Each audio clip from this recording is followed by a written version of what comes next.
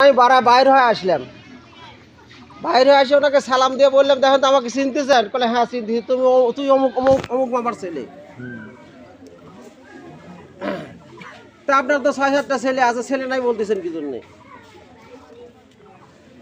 তো তখন বলে কি বলবো, ভাত দেয় না তো কি বলবো, ছেলে থাকলে তো ভাতই দিত। ছেলে ছেলে এই জন্য তো আমি বলেছি ছেলে নাই, খালি একটা মেয়ে আছে, এই কথা বলেছি আমি। আমি মেশা দিয়েছে, ছেলেগুলোর পরিচয় দেয় নাই। তখন হুজুর বলতেছেন যে আপনি কি আপনার বাপ মাকে ভাত দিচ্ছেন? হ্যাঁ হ্যাঁ দিছি। আমি বললাম যে ওনার বাবা ভাত না পায় বাবলাকার সাথে দড়ি রশি ঝুলায় ফাঁস নিয়ে মারা গেছে।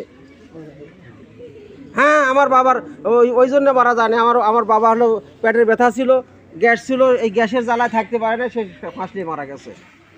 তো বললাম হুজুর আর কিছুদিন আগে করে খায় খায় মারা গেছে। হ্যাঁ, তখন হুজুর বলতেছেন, উনি বলতেছেন না না আমার মা ভাত দিয়েছি, মা ভাত খায় নাই।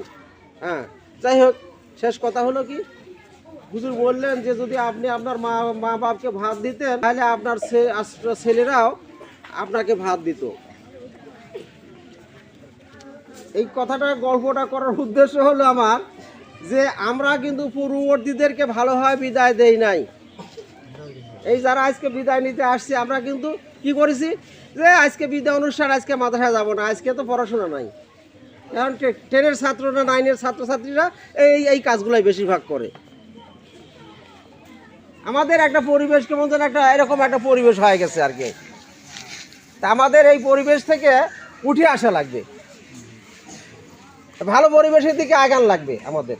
এই কথাটা আমি বলতেছি। ভবিষ্যতে এই যে 9-এর ছেলেরা, এই যে 9-এর ছেলেরা দাঁড়ায় আছে।